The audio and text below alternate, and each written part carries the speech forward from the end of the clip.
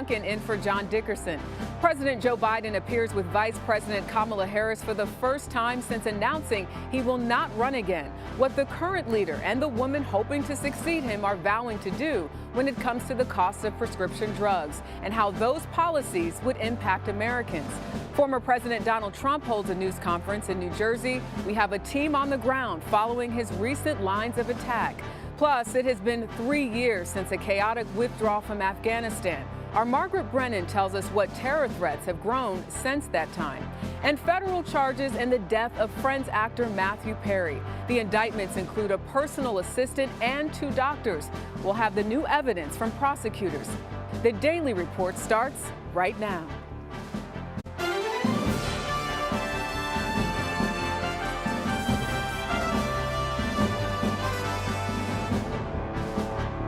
Hello, everyone, and thank you for joining us. We begin our report with President Joe Biden and Vice President Kamala Harris holding an event together for the first time since Biden dropped out of the 2024 race.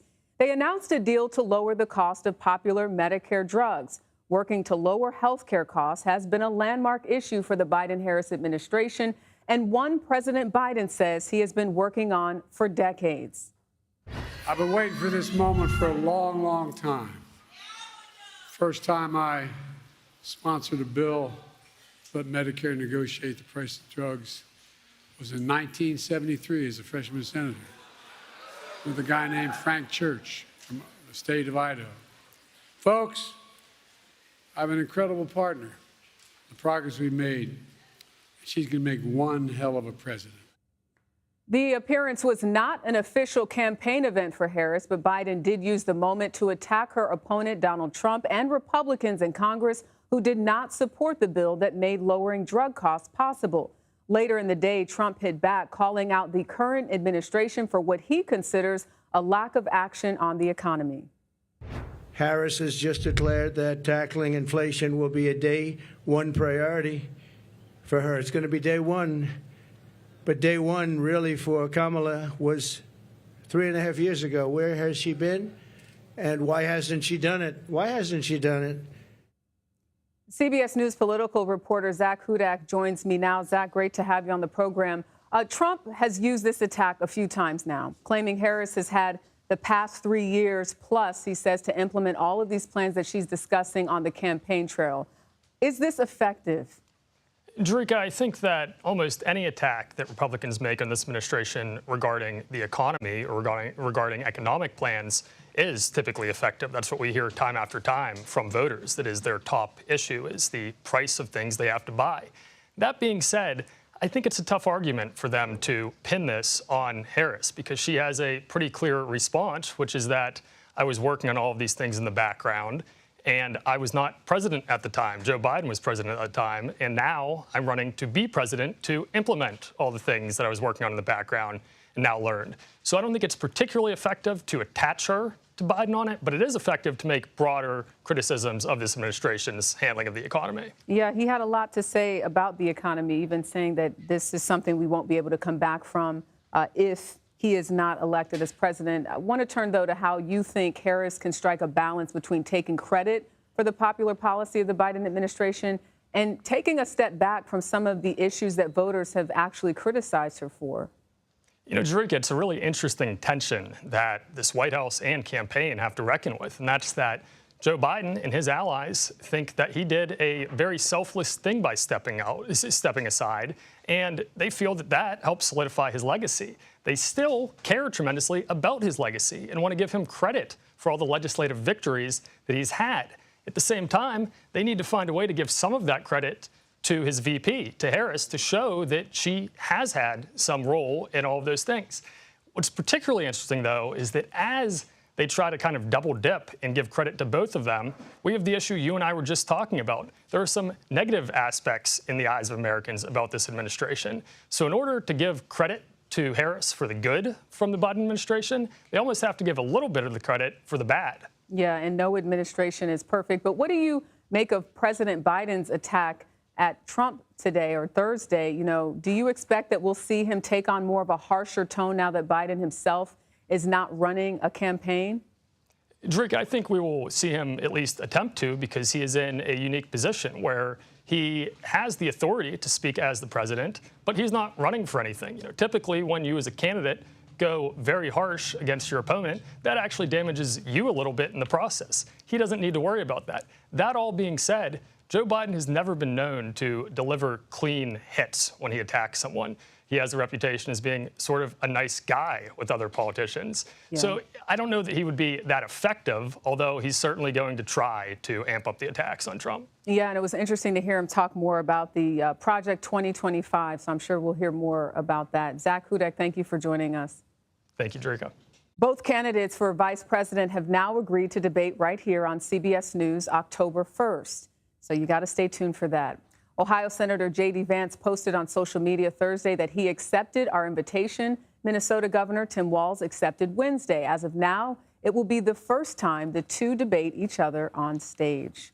Well, the debate will be moderated by CBS Evening News anchor and managing editor Norah O'Donnell and Face the Nation moderator and CBS News chief foreign affairs correspondent Margaret Brennan. It will be held here in New York City. And another programming reminder, the Democratic National Convention kicks off next week. CBS News will have special coverage of the events in Chicago starting Monday, August 19th at 5 p.m. Eastern. The island of Bermuda is under a hurricane warning as Hurricane Ernesto approaches. The National Hurricane Center says Ernesto is a Category 1 storm with maximum sustained winds of 85 miles an hour. The storm already hit Puerto Rico with torrential rain and flooding. CBS News' Dave Malkoff is tracking things for us. Greetings from the south side of Bermuda, where it is already starting to rain here. Probably a combination of an unassociated storm, which was coming horizontally at us, and also Ernesto, the very, very outer bands. It is following, if you think of the if you were to use this as the Bermuda Triangle, and this would be Puerto Rico here, and this is Bermuda, it's basically following this pathway, this over here being Miami. But right now, people are starting to get prepared. We also talked to people who were on a cruise ship, and that cruise ship had to leave early because they don't want to be in the path of all this. Take a look at those cruise passengers earlier today. This morning they said it was about 600 or 700 miles away, heading this direction. They figure by this afternoon it'll be about 350 miles away. So we were originally going to leave at 5, then 4:30. Now it's 4 o'clock to try and keep ahead of it. How do you feel about that? Well, actually, the last time I was in Bermuda, we did the exact same thing. So we maybe should have left a little earlier last time, but this time I have my fingers crossed. The people who run insurance here in Bermuda are going out and doing last-minute assessments of homes that may have had upgrades in the past few years. If those aren't in your policy, then those will not be covered when Hurricane Ernesto comes through. As we go back to you, we're going to look at the south side of the island. These waves coming in go right towards Ernesto, and we will be here through the duration of the storm. In Bermuda, I'm Dave Malkoff, CBS News. All right, Dave Malkoff doing it with a selfie stick from Bermuda. Thank you. Well, 5 people are facing criminal charges in connection with the death of actor Matthew Perry. Among them are his assistant and 2 doctors. The 54-year-old Friends star was found dead in a hot tub at his Los Angeles home back in October. The cause of death was ketamine overdose. According to the autopsy report, the amount Perry had in his system was equivalent to what's typically used for anesthesia for surgery. Prosecutors on Thursday detailed the lengths the defendants went to supply Perry with the drug despite the risks. Defendants Placencia and Chavez, as medical doctors, knew full well this was not the proper way to administer ketamine, and they even talked about that in their exchanges. And defendant Sonia also knew that she was doing something that caused great risk to Mr. Perry. 2 defendants have already pleaded guilty, and 1 has agreed to plead guilty. CBS News Justice Department reporter Robert Legary joins us from Washington. Robert, I know you've been following this story for us all day. How and why did this even become a federal case? Hey, Jerika, good evening. Thanks for having me. That was a question we had when we heard that these charges were coming today. And the reality is ketamine is a substance that does have some controlled use for patients who are seeking treatment. But it is a controlled substance, which means the DEA, it falls under the DEA's jurisdiction, and so that means that they control the use and the prescription of ketamine. And so in this case, individuals who are accused of illegally prescribing, illegally giving, and then illegally injecting that are all charged under the federal statute. And so a lot of times when you have suspicious deaths, that falls under state or local cases, but here, because of the controlled substance nature of ketamine, it falls under a federal statute. I know there were text messages that were shared and other information, but talk to us about some of the pieces of evidence that authorities say they uncovered during this months-long investigation. Yeah, that's right. So what's always important, particularly in federal investigations, is looking for intent. Prosecutors, when they're going to charge something, look for intent of the defendants. And here, there were text messages, as you alluded to, between two of the doctors, Dr. Chavez and Dr. Plasencia, in which they were saying they wanted to get as much money as they could out of Perry and his and those around him. And so, and also what we're learning is that the fact that they weren't allowed to prescribe this medication and inject the medication to Perry was also known. His personal assistant, was not licensed to do this. And so all around, there's this evidence that they knew they couldn't do this, and we're actually seeking to negotiate the prices as well off market. Yeah, I can't help but think about the millions of people around the world, really, that suffer from an addiction, and to hear the prosecutors say that this was a case of someone taking advantage of their addiction. Can you talk to us about the actual charges in this case and the time that the defendants could face? Right, and to that point, the prosecutor said that the defendant took advantage of his addiction and said that they were using this as an opportunity to make more money, and that makes this even more tragic. But the charges here are intent to distribute ketamine, a controlled substance, death or injury resulting, and there are other false records charges that the doctors face because they created false records to prescribe this medication in the first place, according to prosecutors. And so that's what prosecutors have charged them with. And now, a few have pleaded guilty, a few intend to plead guilty, and so this is all going to now shake out in the federal court system. Yeah, very sad story, just because Matthew Perry had also been so public about his addiction over many years. Yeah. What's next? What are the next steps? Yeah. Right. So we do expect two of the defendants, Sangha and Plasencia, to appear in federal court today to be arraigned on this new superseding indictment. The three others, Eric Fleming, his assistant, Kenneth Iwamasa, and the other doctor, Mark Chavez, they've all appeared in court already or have been charged. Two of them have already pleaded guilty, and the doctor, Mark Chavez, has said that he does intend to plead guilty to the charges. And so we have three people who have agreed and will likely be cooperating with prosecutors, and then two others who are set to appear in court and be arraigned in the coming days, if not today. All right. Robert Legary for us in Washington. Thank you. Thanks, Tarika. A class action lawsuit alleges that the personal information of billions of Americans was obtained by hackers earlier this year, including Social Security numbers.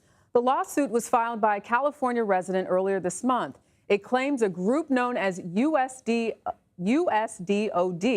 hacked a national background check company in April and gained access to 2.7 billion records, including names, phone numbers, addresses, birth dates, and Social Security numbers. A law firm investigating the hack says the data obtained may date back 30 years ago. Well, it's been 3 years since the U.S. withdrew from Afghanistan. We'll look at the current state of the country under the Taliban and some of the major changes since the U.S. left. Plus, Medicare is lowering the cost for 10 prescription drugs.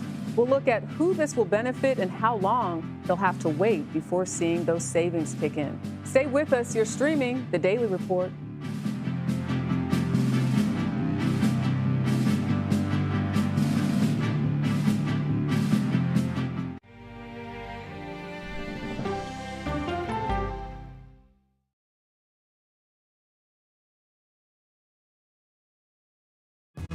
Coming up, our series. Wait a minute. Tom, is that you working the camera? Keep leaning out of your close-up.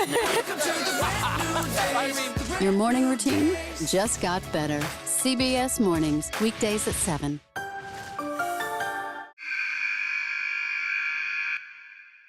I had progressively fallen deeper into the world of online sports betting. The risk is the rush. What do you think is driving the spike in popularity? I think it's legality. If it's legal, I'm going to use it. There are ways to bet when you are 18. We've created an epidemic of child gambling. You can't walk into a male dormitory in a college campus without sports betting happening. It's America's most neglected problem. I use sports betting as a way to escape, when in reality, I'm choosing self-destruction. Whatever I had left, it was gone. The purpose of the industry is to get you to play to extinction. And that means until all your money is gone. Go to the ends of the earth. Reach for the stars. Yeah, I just took off. That kind of thing. Oh, that's pretty good. Because there's always something new under the sun on CBS Sunday morning. An original documentary from CBS reports. That desired farm, it's a wonderful place to raise children, and it still is. Promises broken. Black Americans have been the target of racism and discrimination pretty much from the time they acquired ownership in the land. Costing black farmers hundreds of billions in generational wealth. They did everything to make sure we were run off that land. But communities are uniting to continue the fight. Collective ownership is powerful. To keep their land and their dreams alive. To watch my children play on land that we own means everything. So land is power. Most definitely. 40 Acres and a Mule, now streaming on the free CBS News app. People with developmental disabilities were once sequestered by the hundreds of thousands in institutions.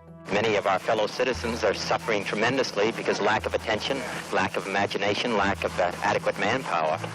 Disability activists have since torn down barriers blocking them from living at home or in the community. We conclude that Title II of the ADA requires states to provide community-based treatment for persons with mental disabilities. But of the 16,000 people who remain in state-operated institutions, half are in 5 states, and Illinois is one of them. I don't want to live in the institution. It makes me feel discriminated against.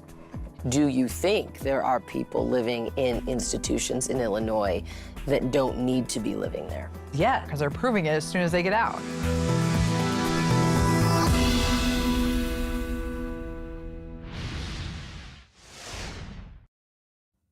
A new round of Gaza ceasefire and hostage release talks are underway with officials from Israel, Egypt, and the U.S., along with Qatar, participating.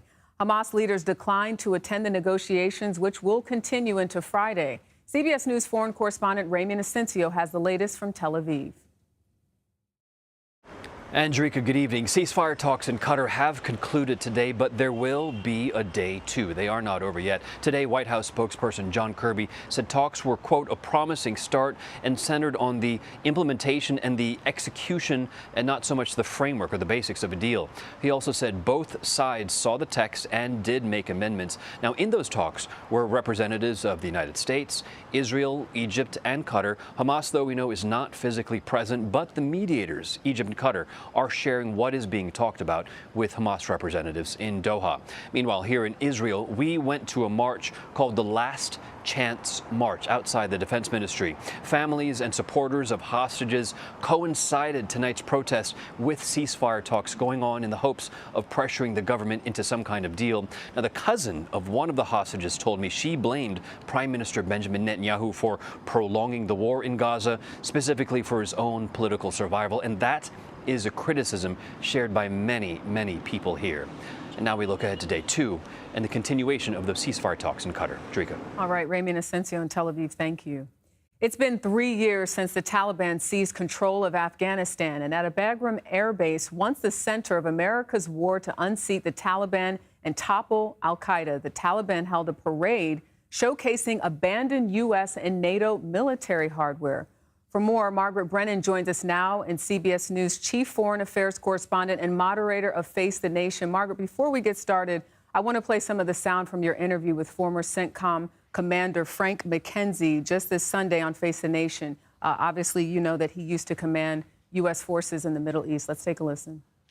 August 15th is the anniversary of the Taliban seizing control of Afghanistan a few years ago.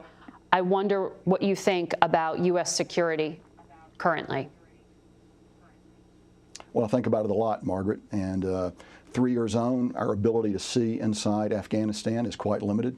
The violent extremist organizations characterized by ISIS-K and other groups, we believe they're actually expanding. They carried out a successful attack in Russia a few months ago. I am concerned about the growth of those organizations, and I'm concerned about the relative lack of our ability to see what they're doing and act against them should it prove necessary to do so. So I think we're in a weaker state now than we were a year ago or 2 years ago, and I'm concerned about the future.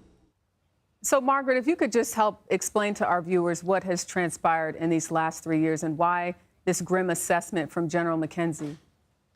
Well, we should say that General McKenzie opposed the U.S. exit back in 2021, though he executed it at the order of President Biden on the plan negotiated by then President Trump.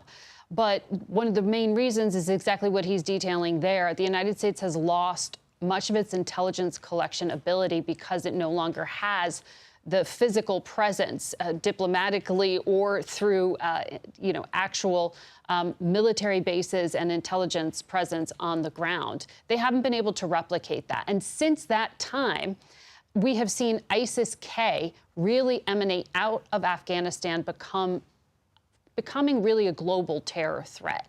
That is of deep concern to the United States, to the point where some critics of the administration are now arguing the United States should help the Taliban, our old adversaries, fight ISIS-K in Afghanistan. That's the sort of topsy-turvy world in which we are right now. We also see the Taliban, which is effectively the government of Afghanistan, though not officially recognized as such, building relationships with America's adversaries in Russia and in China. And that is deeply troubling on a national security basis.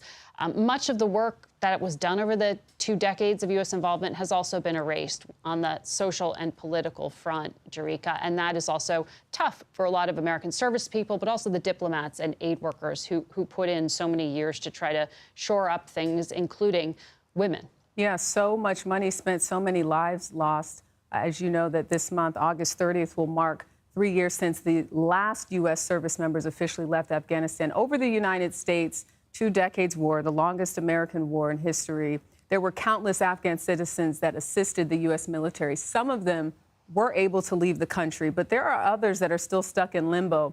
What is the latest on the U.S. efforts to resettle those people? Well, this, Jerika, is one of the toughest things to swallow about the way the U.S. exited Afghanistan, because the refugee programs in the United States had really been changed in a way that was harmful to quickly getting special immigrant visas, these SIVs, as they call them, put in place. The Biden administration says they had to play last-minute catch-up. People were left behind, people who worked alongside the United States, Afghans who either worked for or alongside U.S. Officials and efforts. And many of them fear for their lives. We asked the State Department for an update on the numbers, and they say at this point they have 55,000 applications still pending from Afghans who are seeking those SIVs, those special immigrant visas. And many fear for their lives if they're in Afghanistan. Some of them have also, Jerika, been separated from family members. There were children left behind, parents who left, families pulled apart. I've spoken to some of the diplomats who were trying to reunite children with parents. This was really such a chaotic way beyond the pictures that continues to have impact for Afghans, many of them scattered around. And it's also become a political flashpoint here in the United States. Congress has set a cap on the number of visas allowed. And so they need an act of Congress to allow more, to raise that. That's politically controversial. Senators like Amy Klobuchar pushing for an Afghan Adjustment Act, some way to address this. The program itself expires in 2026.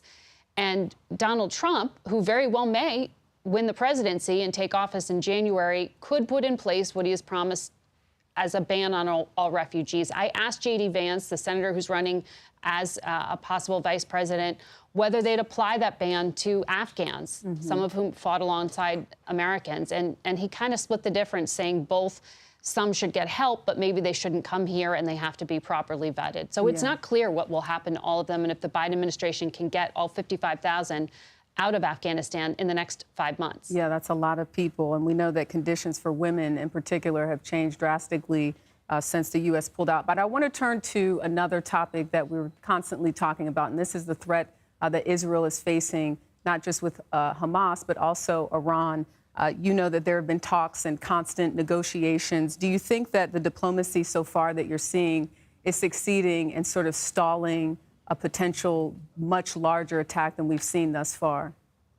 The word you just used, stalling, is basically it. They are delaying. That is really the U.S. strategy here, to try to restrain Hezbollah and Iran from retaliating against Israel for assassinating a leader of Hamas and a leader of Hezbollah, and doing so in a fairly embarrassing way for the government of Iran. So that retaliation is viewed still as somewhat inevitable, but shaping just how large it could be is where the diplomats have been focused on one front to try to stop that from becoming a regional war that would draw in U.S. troops, because Israel couldn't win a war, finish a war against Hezbollah in Lebanon, who's extremely well armed, without American help. So that's one conflict they're looking at. In terms of Hamas and this ceasefire effort that Rami was telling you about, that's kind of the centerpiece of the Biden strategy right now.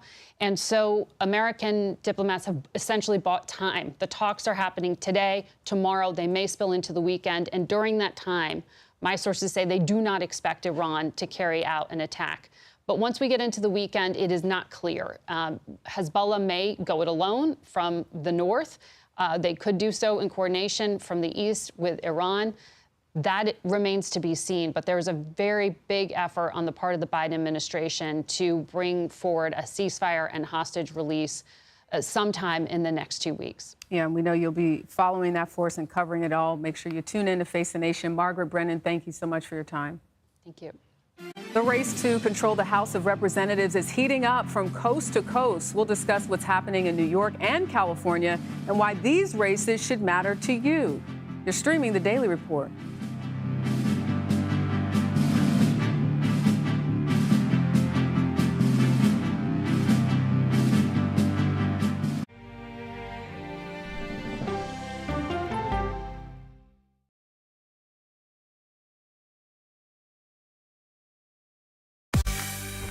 On our places, bright, shiny faces. When you wake up in the morning, we want to be your go-to team. Nate has one of the quickest minds I've ever seen. Tony has a way of making people feel comfortable. Gail has this unbelievable knack to ask the question that you're asking at home. I've been told I could talk to a tree, and that's pretty much true. I don't go to work in the morning. I go for coffee with my two good friends, and we talk about the world. Your morning routine just got better. CBS Mornings, weekdays at 7.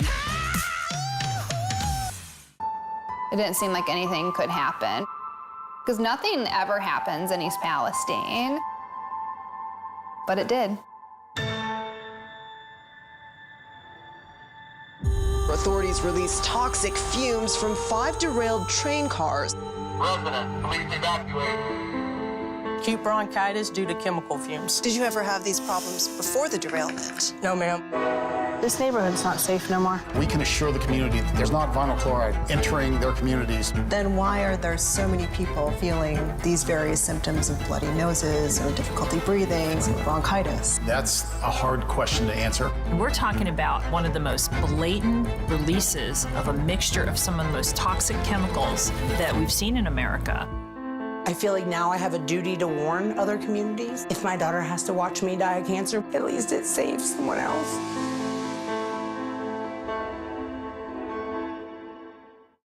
This case. It's like a screenplay, something straight out of Hollywood. But it's not fiction. It's 48 hours. Human remains found this week. 4 families shattered. There's no physical evidence. The mystery would haunt investigators for years. There's some questions that have to be asked and need to be answered. Like a John Grisham novel. A gripping true crime original. 48 hours. Now streaming on the free CBS News app. Stories that inform. Or you can be really old at 60, and you can be really young at 85. Inspire. How do we unlock the power within ourselves to be who we want to be. And brighten your day. The best part of fame is making people feel good. Always send the people home happy. Make every day a little more like Sunday morning. Here comes the sun. Stream now on the free CBS News app. Hello, everyone, and welcome to our Dragon capsule here in space. Sightseers in space, the thrill of a lifetime. Seeing the Earth from space, it was so exhilarating. But the risks that come with the territory. There have been 4 fatal accidents. That's a 1% fatal accident rate. Might make you look before you launch. If you had 1 out of 100 airplanes falling out of the sky, we'd have a public crisis. Space tourism, now streaming on the free CBS News app. Welcome back to the Daily Report. I'm Jerika Duncan. Here are some of the additions to our top stories. 5 people have been charged in the death of Friends star Matthew Perry. The defendants include 2 doctors and a drug supplier. Prosecutors say the group took advantage of Perry's addiction issues. They could face up to life in prison if convicted. Perry was found unresponsive at his home last year. He was 54 years old. Investigators believe a faulty power cable may be responsible for this month's deadly wildfire in Greece. According to Reuters, the blaze broke out near Athens on Sunday and eventually grew to the size of Paris. At least 1 person was killed. Former President Trump is asking the judge in his New York criminal hush money case to delay sentencing until after the election. In a letter, Trump's lawyers argue sentencing him in mid-September, as planned, would be election interference. Judge Juan Merchan has not yet ruled on the request.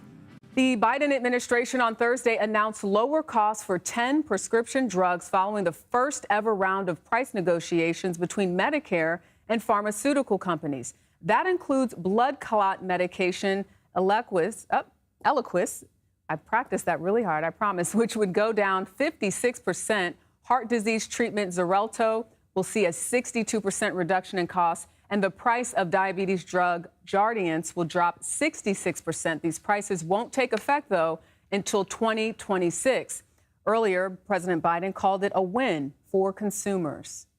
We know it isn't just about health care. It's about your dignity. It's about peace of mind. It's about security. It's about taking care of your family. CBS News medical contributor Dr. Celine Gounder joins me now. She's also editor-at-large for public health at KFF Health News. Thank you so much for coming in studio. Always great to see you. So who will this benefit the most?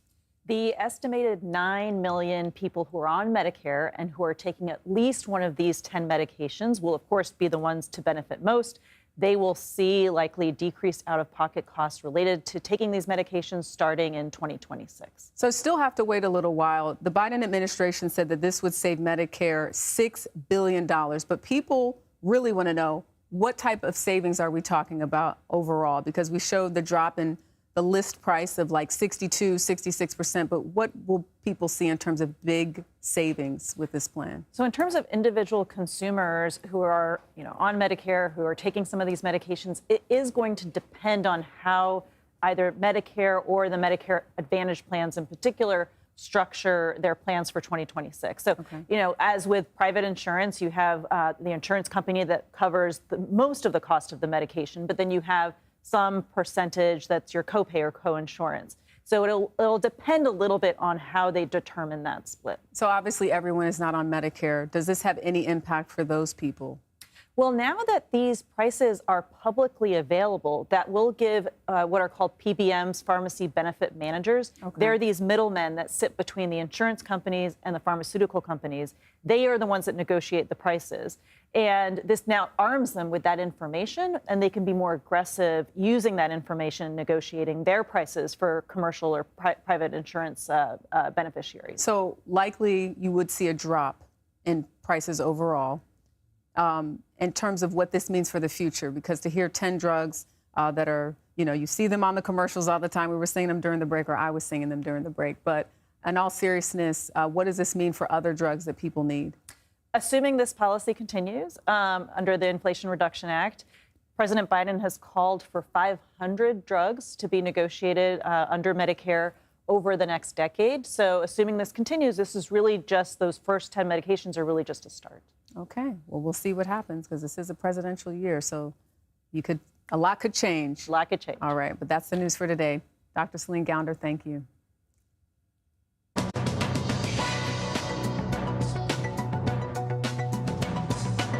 The number of Americans filing for jobless claims dropped for a second week. New numbers from the Labor Department show there were 227,000 initial jobless claims filed for the week ending on August 10th.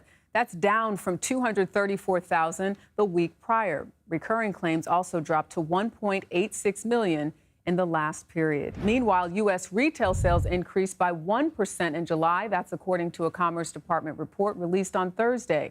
Car sales made a strong comeback last month after a cyber attack on auto dealerships in June.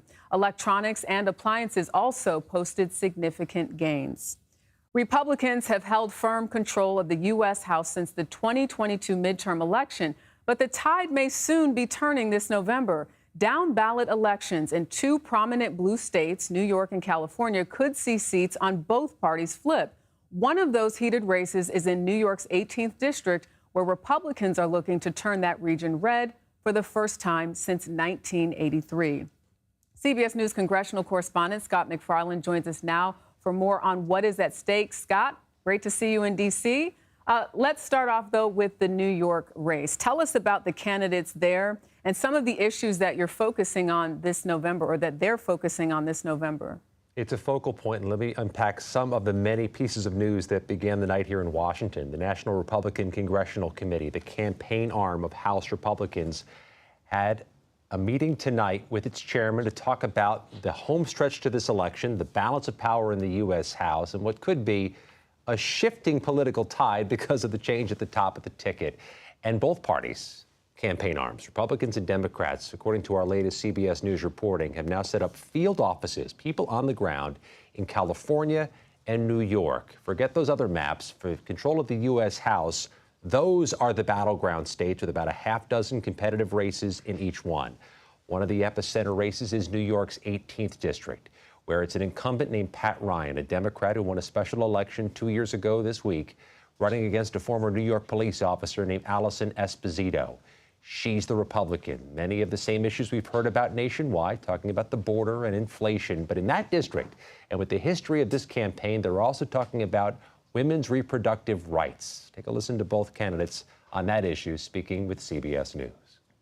It is on people's minds, and the vast majority of the American people want reproductive freedom, and they know that Trump and the MAGA crew are trying to take it away. So. I'm very supportive of IVF, just to put that on the record, and I don't support a national abortion ban. I have never called for a national abortion ban, although my opponent will lie and say I did. It's a states' rights issue. Jerika, that's going to be a big issue in most every district. But in that district in particular, it has a history. That district was won in a special election by the man on the left, Pat Ryan, the Democrat, days after the Supreme Court's Dobbs decision overturning Roe v. Wade in August 2022. Jerika, they pivoted that campaign, or at least accentuated the issue of abortion. Pat Ryan seeking to win re-election on that issue again.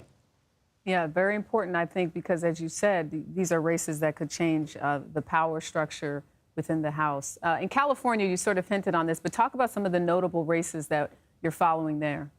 So many races and so many people in California, but the way the maps are drawn, the way the elections are conducted, they just have a lot of close ones. Democrats told me today they're looking especially at 5 Republican incumbents as potentially vulnerable and pumping millions of dollars and outraising those incumbents, trying to oust them. Some of them have been around a while, some of them are relatively new. But 5 California Republicans are in the sights of Democrats this cycle. If they could swing those 5, that might be enough to win a majority. Republicans have to defend those seats, and Jerika, it's not inside baseball, it's pretty much common knowledge politically. It's hard to win these California and New York races because, oh, by the way, they're very expensive races, very expensive commercials, and states. So how did blue states like California and New York become huge battlegrounds states for congressional seats?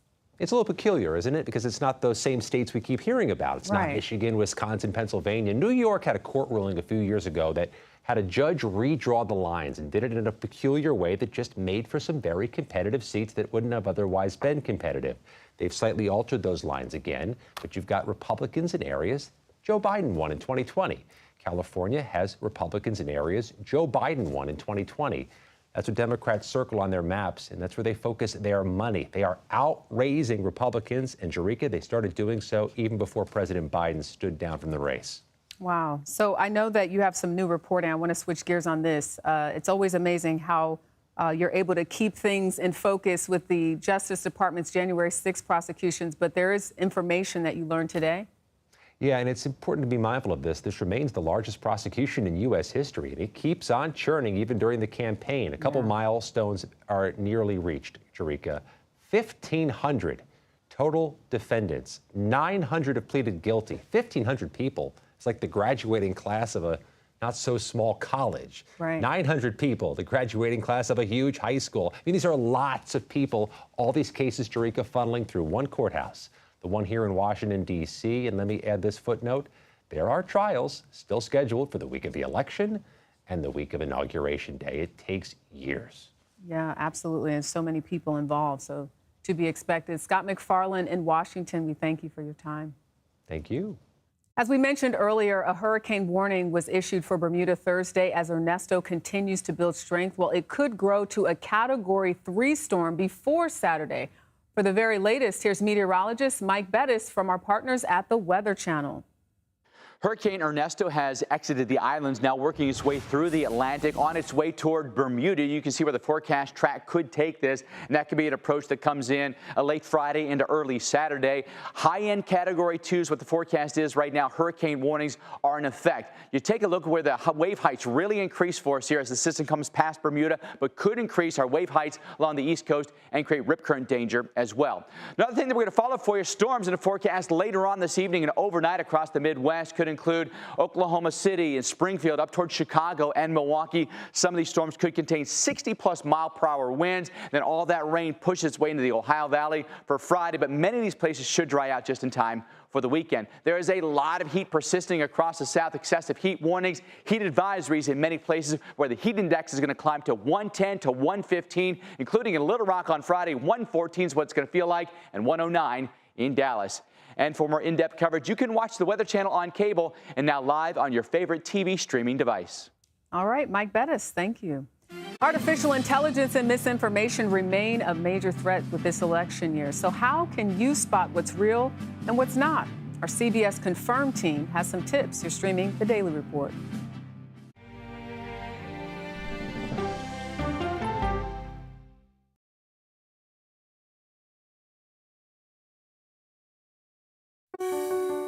Washington is the seat of power. National security, foreign policy, global economics, every story comes through Washington in some way. We bring some of the most powerful voices in America to the table. We don't just ask the questions, you have to go deeper. We try to understand what's at the heart of the issue we're talking about, to then come forward with solutions. Face the Nation on CBS. The justices ruled that Harvard and the University of North Carolina violated the Constitution. In the aftermath of the Supreme Court decision to end affirmative action in college admissions, uncertainty sets in for some students of color. Affirmative action really gave us an equal opportunity. CBS Reports explores the historic decision and what it means for those chasing an opportunity to change their lives. I knew that college was the ticket to break this cycle. The end of affirmative action, now streaming on the free CBS News app.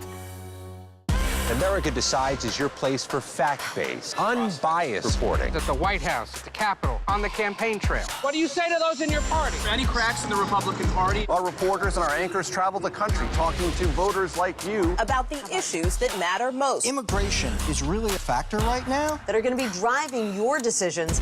What would you say to those who say, look, that's just democracy at work? Listening to you and bringing your voice into our coverage. I want a strong, proud America. Is democracy on the ballot in 2024? Let us help you decide. America Decides on CBS News 24/7. Stream our expanded one-hour program Monday through Thursday at 5 p.m. Eastern. an original documentary from CBS reports. AI is among the most world-changing technologies ever. Curing diseases, scientific breakthroughs, making lives better. It can help us with medical discovery, scientific discoveries, doing better agriculture, having cures for things like Alzheimer's. It's also going to really transform the way we work.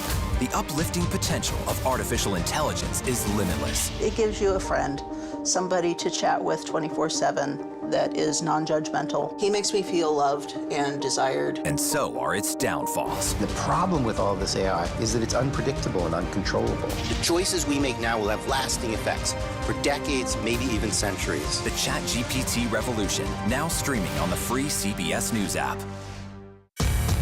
We are about to see American weapons in the hands of Mexican cartels. A gun pipeline to Mexico. We are arming the cartels. 100%, no doubt about it. Happening right under our noses. Who's doing something about this? Nobody. A CBS Reports exclusive. Most Americans have no idea that we are effectively arming the enemy next door. This is the story the American people need to know. Arming cartels, now streaming on the free CBS News app. Meta released a threat report Thursday detailing some of the trends used by Russia and other U.S. adversaries to spread online misinformation and disinformation on social media. One of the key threats detailed in the report is the use of generative artificial intelligence, or Gen AI, to create images, videos, or other content and pass them off as real. The report mentions a Russian campaign that pushed news stories using AI tools to make them appear unique and mimic real news organizations. That's a problem. The AI stories were critical of President Biden for providing aid to Ukraine. Last week, former President Donald Trump used the real threat of AI to push a false narrative about his opponent, Vice President Kamala Harris. He wrongly claimed this image that you see right there of the crowd at one of her rallies was created using AI. Our CBS News Confirmed team verified the image did not use AI, and the crowd at the rally was, in fact, real. Well, Darren Linville joins me now. He is the co-director of the Media Forensics Hub at Clemson University. Thank you so much for joining us. So how influential can AI-generated political misinformation, disinformation be to voters, and how it shapes their opinions and ultimately how they might actually vote? Well, I think that, in this day and age, we're still learning the answer to that question. I think right now we're in the early days of understanding the effects of AI, and really bad actors are mostly using artificial intelligence to make their operations more efficient, to ramp up their operations, and much like the rest of us use AI for, to do a job faster and quicker. So even though we're still trying to understand what this looks like at this particular time in our culture, what about what we saw in Trump's case with the crowd image? He claimed his political opponent used AI to fabricate enthusiasm about her campaign, but she didn't. It was real. So how could that false claim have an impact on people who see it as such, as real? Yeah, I've been studying disinformation for a long time now, Jerika, and I get this question out a lot, which is, what is the real effect of disinformation? And I think that in this case, we really see what is usually my answer to the question in effect, which is disinformation causes us to doubt reality. And it can cause us to even doubt something that's so obviously true.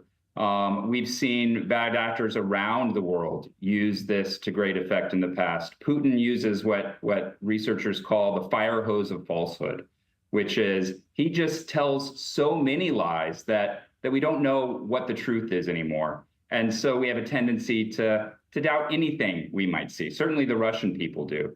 And I think that we see that here with Trump's audience. I want to talk about some of those AI-generated images or audio like we saw earlier this year with a fake Biden phone call or any other content that we see online. Do you have any tips for people as to how they can determine if something is real versus an AI-generated image or content that is fake? Yeah, I think that one of the most common effects that we currently have regarding AI is that it has a tendency to reinforce beliefs.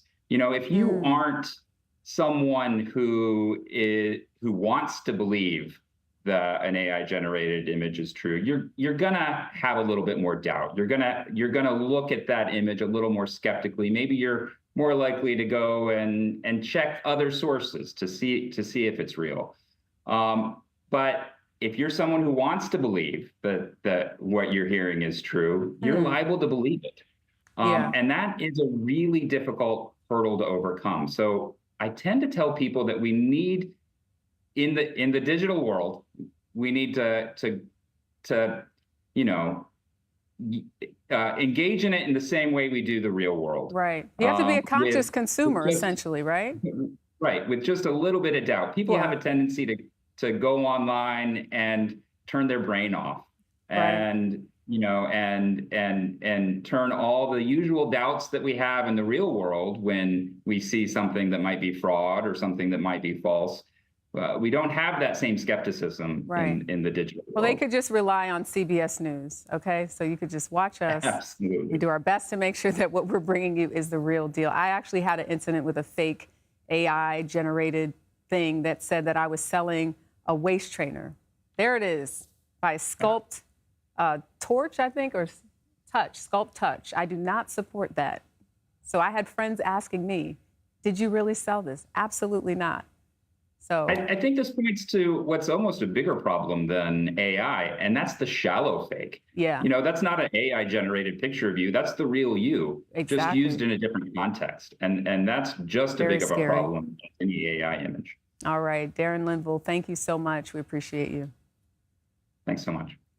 American gymnast Jordan Childs has broken her silence. The Olympian issued her first statement directly addressing the controversy surrounding her bronze medal win at the Olympics. We'll tell you what she said after the break. Stay with us. You're streaming The Daily Report.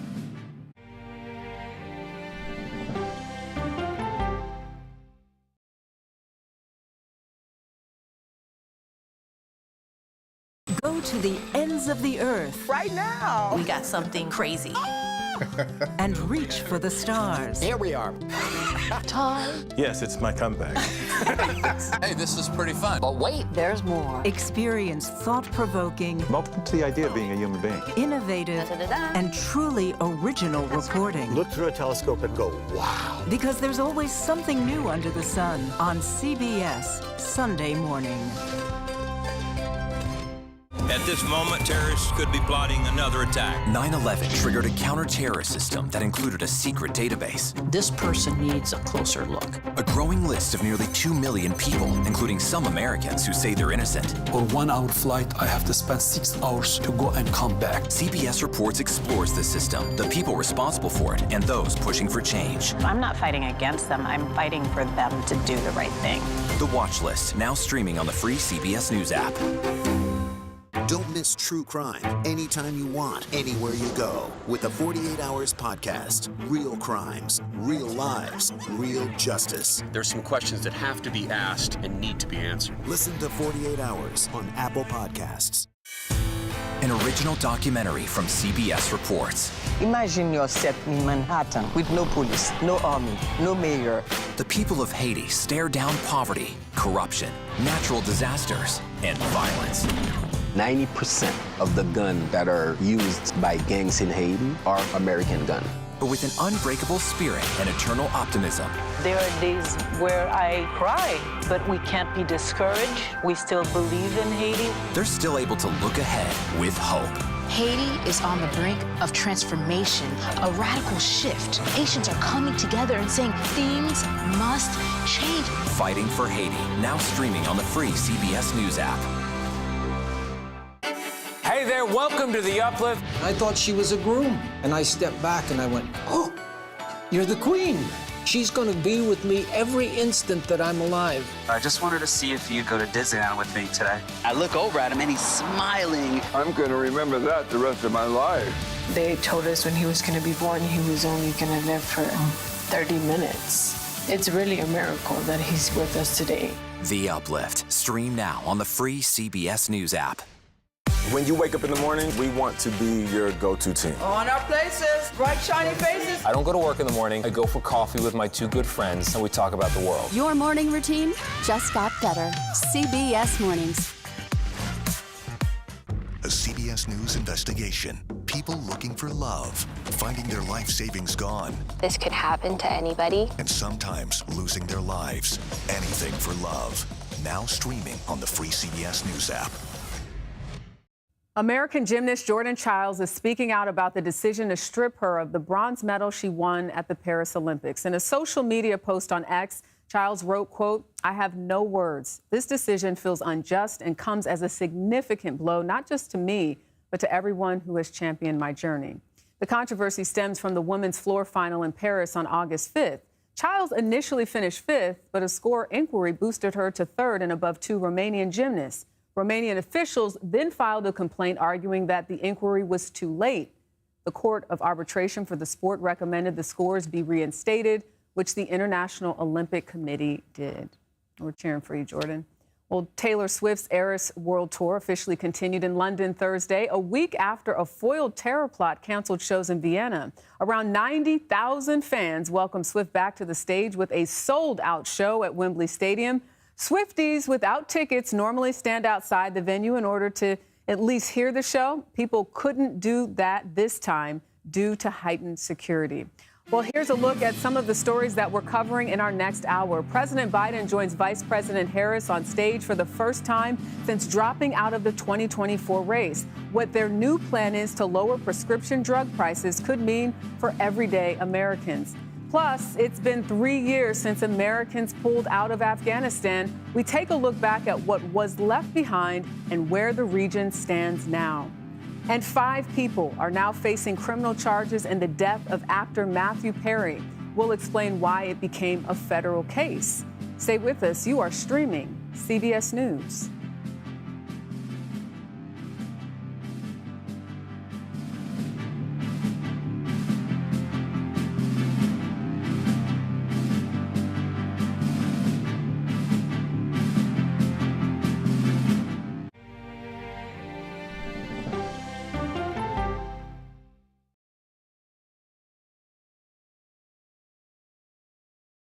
Okay, so let's just start at the beginning. Well, let me start with this. What is at stake here? What is the answer then? Do you know why? You want me to just keep going? Is that a good thing or a bad thing? Were there death threats? How is this possible? What's wrong with that argument? Are you saying they lied? Have you told the government that? Why won't you say the word crisis? You're not answering my question. Is that scary? Does that make sense? What do you mean? What does that mean in Did any of that make sense? What's your response? What happened? Why? It's time for the CBS News Original 60 Minutes, Sunday on CBS and streaming on Paramount Plus. There is no more room in our city.